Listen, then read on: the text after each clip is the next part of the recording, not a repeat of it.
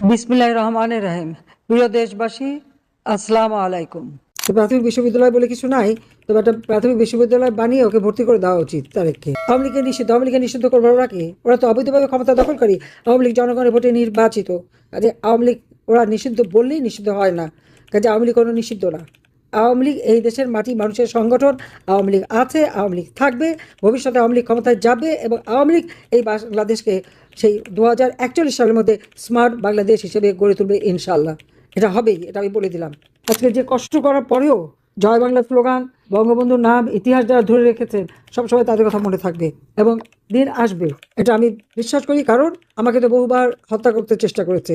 খালেদা জিয়া বক্তৃতা বলেছে শেখ হাসিনা প্রধানমন্ত্রী তো দূরের কথা, বিরোধী দলের নেতাও কোনোদিন হতে পারবে না। তার কথা কিন্তু তার ব্যাপারেই ফুলে গিয়েছিল। তারপর আমি পরপর 4বার ইলেকশনে জিতেছি, প্রধানমন্ত্রী হয়েছি। তার আগে একবার বলেছিল আওয়ামী লীগ 100 বছরও ক্ষমতা আসতে পারবে না।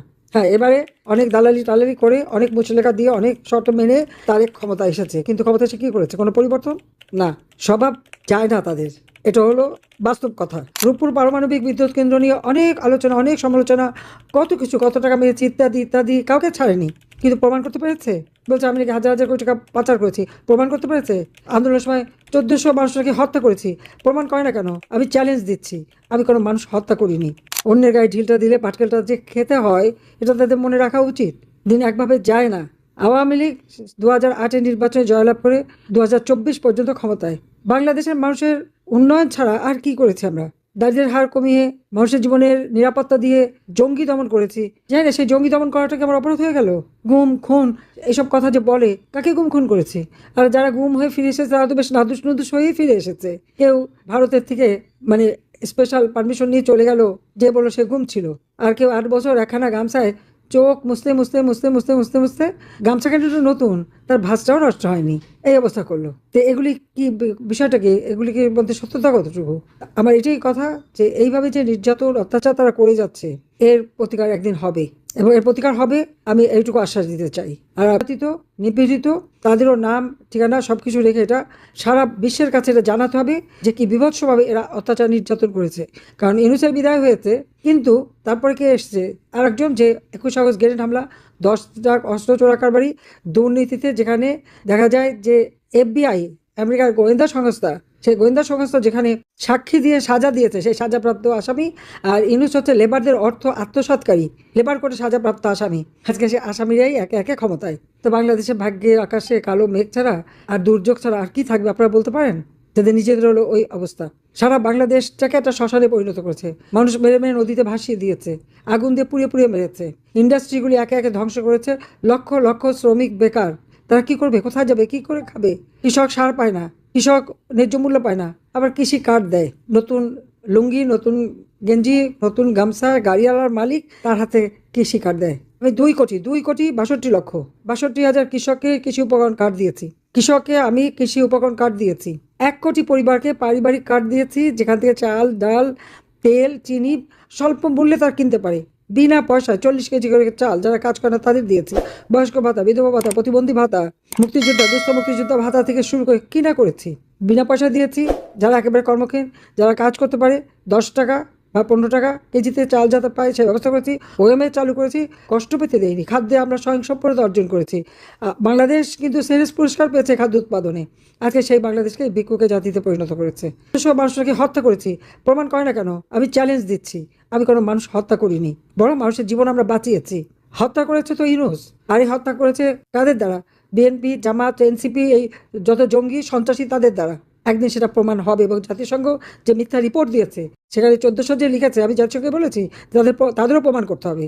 আমি এখানে ছাড়বো না, কারণ এরকম মিথ্যা অপবাদ আমি নেবো না। আমি মানুষকে হত্যা করতে আসিনি, মানুষের ক্ষতি করতে আসিনি, আমি মানুষের জীবন রক্ষা করতে এসেছি। আজকে আমাদের নেতা কর্মীদের উপর যারা নির্যাতন করেছে তাদের ক্ষমা নাই, তাদের একদিন জবাবদিহি করতে হবে এবং তাদের শাস্তি পেতে হবে। নইলে এইভাবে মেয়েদের উপর, ওদের মা বোন নাই, ঘরে মেয়ে নাই, যে অন্যের ঘরে যে এইভাবে তারা নির্যাতন করে, অত্যাচার করে, অন্যের মা বোন বউ সন্তানকে অত্যাচার করে, নির্যাতন করে, তাদের সন্তানদের মা বোন বউদেরকে রক্ষা করবে? কার কাছে ধর্ণা দেবে?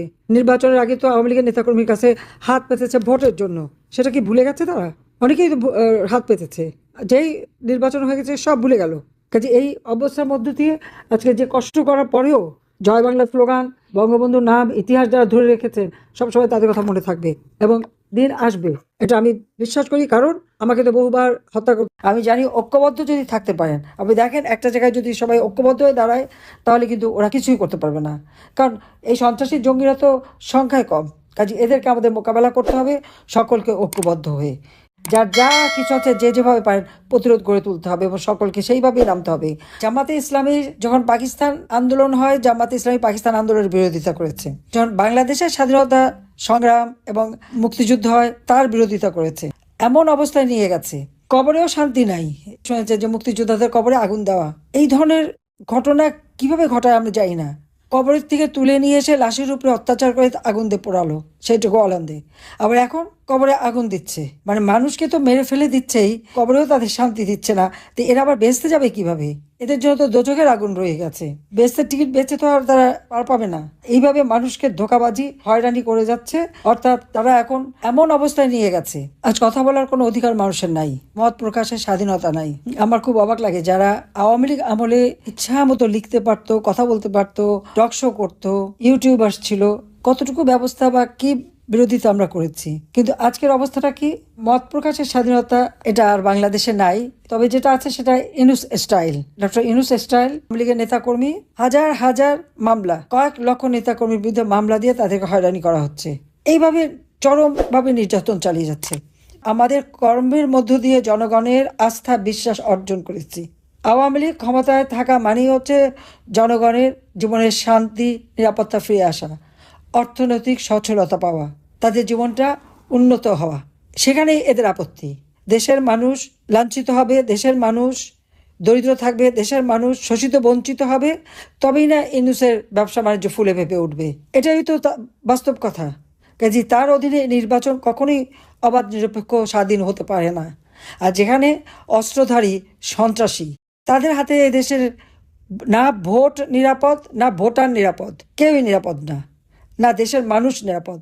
অন্ধ, প্রতিবন্ধী, খেটে খাওয়া মানুষ, আমার মনে হয় ভিক্ষুকরাও এদের কাছ থেকে রেহাই পায় না, তাদের কাছেও চাঁদা নেয়। তারা কী পারে সেটাই তারা খুঁজে নেয়। এই অবস্থার মধ্য দিয়ে দেশটা চলছে। আওয়ামী লীগ 2009 সাল থেকে 2024 সালের আগস্ট মাস পর্যন্ত ক্ষমতায় ছিল। প্রত্যেকটা গ্রামকে আমরা উন্নত করেছি। আমার গ্রাম আমার শহর, ঠিকই আমরা শহরে উন্নত করে দিয়েছি। যোগাযোগ ব্যবস্থা, মোবাইল ফোন, ডিজিটাল সিস্টেম, আমাদের তরুণ সমাজের জন্য কর্মসংস্থান ব্যাপকভাবে আমরা করেছি। দেশের মানুষের জীবনের নিরাপত্তা শান্তি আমরা এনে দিয়েছি। মানুষ আরো সুন্দর জীবনের স্বপ্ন দেখতে শুরু করেছিল। তবে অবস্থায় দেশ চলতে পারে না, এর থেকে দেশকে মুক্ত করতে হবে। কাজে শত নির্যাতন সত্ত্বেও আজকে আমাদের তৃণমূল পর্যায়ে নেতাকর্মীদের যে মানসিক শক্তি আমি দেখি, এরপরেও তারা আমার কথা চিন্তা করে। মুক্তিযোদ্ধা জাদুঘর লুটপাট করে ভেঙে চুরে শেষ করা হলো। সারা বাংলাদেশে মুক্তিযুদ্ধের সমস্ত স্মৃতিগুলি একে একে ধ্বংস। মুক্তিযোদ্ধাদের চরমভাবে অপমান, নির্যাতন, এবং মুক্তিযোদ্ধা আমাদের যারা নেতাকর্মী সব জেলে, কারাগারে, আর সেখানে তারা বিজয় দিবস করে। এটাই হচ্ছে সব থেকে বেশি, মানে বাংলা জাতির সাথে এর থেকে বড় মস্কার আর কি হতে পারে? যারা স্বাধীনতা এনে দেয়, বিজয় এনে দেয়, তারা অবাঞ্ছিত হয়ে গেছে। আপনারা কিছু মনে করবেন না, আজকে আমি একটু পরিষ্কার করে আমি কথা বলতে চাই। আপনাদের সবার হয়তো ভালো নাও লাগতে পারে, কিন্তু বিশ্বাস করেন, আমার এটা যদি আপনারা গ্রহণ করেন, আপনারা লাভবান হবেন, কোনো ক্ষতি হবে না দেশের। আমার অন্য কোনো আকাঙ্ক্ষা নাই। আমার একটাই আকাঙ্ক্ষা, দেশ এবং জাতিটাকে একটা সুন্দর জায়গায় রেখে ছুটি করা। I had enough. Was last 7-8 months I had enough. আমি চাই দেশ এবং জাতিকে একটা সুন্দর জায়গায় রেখে আমরা সেনানিবাসে ফেরত আসব।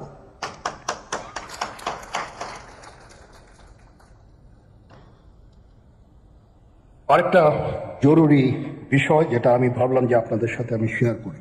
দেশের এই আইন শৃঙ্খলা পরিস্থিতি খারাপের পিছনে কিছু কারণ আছে। প্রথম কারণটা হচ্ছে যে আমরা নিজেরা হানাহানির মধ্যে ব্যস্ত, একজন আরেকজনের বিরুদ্ধে বিষোদ্গারে ব্যস্ত। এটা একটা চমৎকার সুযোগ অপরাধীদের জন্য। যেহেতু আমরা একটা অরাজক পরিস্থিতির মধ্যে বিরাজ করছি, তারা খুব ভালোভাবেই জানে যে এই সময় যদি এই সমস্ত অপরাধ করা যায় তাহলে এখান থেকে পরিত্রাণ পাওয়া সম্ভব। সেই কারণে এই অপরাধগুলো হচ্ছে। আমরা যদি সংগঠিত থাকি, একত্রিত থাকি, তাহলে অবশ্যই এটা সম্মিলিতভাবে মোকাবেলা করা সম্ভব হবে। Police, RAB, BGB, TGFI, NSI এগুলো দেশের জন্য অত্যন্ত গুরুত্বপূর্ণ কাজ করেছে অতীতে। খারাপ কাজের সাথে অসংখ্য ভালো কাজ করেছে। আজকে যে দেশের স্থিতিশীলতা, দেশটাকে যে এত বছর স্থিতিশীল রাখা হয়েছে, এটার কারণ হচ্ছে এই সশস্ত্র বাহিনীর বহু সেনা সদস্য, সিভিলিয়ান সবাই মিলে এই অর্গানাইজেশনগুলোকে, অসামরিক, সামরিক সবাই মিলে এই অর্গানাইজেশনগুলোকে এফেক্টিভ রেখেছে। সেই জন্য আজকে সুন্দর, এতদিন ধরে আমরা একটা সুন্দর পরিবেশ পেয়েছি। এর মধ্যে যারা কাজ করেছে, যদি অপরাধ করে থাকে সেটার শাস্তি হবে, অবশ্যই শাস্তি হতে হবে, না হলে এই জিনিস আবার ঘটবে। আমরা সেটাকে বন্ধ করতে চাই চিরতরে, কিন্তু তার আগে মনে রাখতে হবে আমরা এমনভাবে কাজটা করব এই সমস্ত অর্গানাইজেশনগুলো যেন আন্ডারমাইন না হয়। আজকে পুলিশ সদস্য কাজ করছে না, একটা বিশাল বড় কারণ হচ্ছে অনেকের বিরুদ্ধে মামলা, অনেকে জেলে। RAB, DGB, DGFI, NSI panicked. বিভিন্ন দোষারোপ, খুন ইত্যাদি তদন্ত চলছে। অবশ্যই তদন্ত হবে, দোষীদের বিচারের আওতায় আনতে হবে। এমনভাবে কাজটা করতে হবে যেন এই অর্গানাইজেশনগুলো আন্ডারমাইন না হয়। এই অর্গানাইজেশনগুলোকে যদি আন্ডারমাইন করে আপনারা মনে করেন যে দেশের শান্তি শৃঙ্খলা বিরাজ করবে, সবাই শান্তিতে থাকবেন, সেটা হবে না, সেটা সম্ভব না। আমি আপনাদের পরিষ্কার করে বলে দিচ্ছি, এই দেশের শান্তি শৃঙ্খলা রক্ষার দায়িত্ব খালি সেনাবাহিনীর না। 2 লক্ষ পুলিশ আছে, বিজিবি আছে, র্যাব আছে, আনসার বিডিপি আছে, আমার আছে হচ্ছে 30,000 সৈন্য। এদেরকে আমি এই যে একটা বিরাট ভয়েড, আমি এই 30,000 সৈন্য দিয়ে আমি কিভাবে এটা পূরণ করব? 30,000 থাকে, আবার 30,000 চলে যায় ক্যান্টনমেন্টে, আরো 30,000 আসে। এটা দিয়ে আমরা দিন রাত আমরা চেষ্টা করে যাচ্ছি। এখানে যে সমস্ত উচ্ছৃঙ্খল কাজ হয়েছে সেটা আমাদের নিজস্ব তৈরি, এটা আমাদের নিজস্ব ম্যানুফ্যাকচার, আমরা নিজস্ব এইগুলো তৈরি করেছি। এই বিপরীতমুখী কাজ করলে কেসে কখনো শান্তি শৃঙ্খলা আসবে না, এই জিনিসটা আপনাদের মনে রাখতে হবে। ভিশনের ফুলঝুরি মেগা অফারে ফ্রিজ কিনলেই পাচ্ছেন 16 পিসের আকর্ষণীয় গিফট বক্স একদম ফ্রি। আজকে একটা বেদনা বিধুর দিবস। 2009 সালের 25শে ফেব্রুয়ারি আমরা এই 57 জন চৌকস সেনা অফিসার, এবং শুধু তাই নয়, আমাদের কিছু কিছু পরিবারবর্গর সদস্যদের আমরা হারিয়েছি। এখানে আসার সময় এই ছবিগুলো আমি দেখছিলাম। তো এই ছবিগুলো আপনারা অনেকে ছবিতে দেখেছেন, কিন্তু এগুলো আমার সব চাক্ষুষ দেখা। আমি একটা চাক্ষুষ সাক্ষী এই সমস্ত বর্বরতার। একটা জিনিস আমাদের সবসময় মনে রাখতে হবে, এই বর্বরতা কোনো সেনা সদস্য করেনি, সম্পূর্ণটাই তদানীন্তন বিজিবি সদস্য দ্বারা সংঘটিত।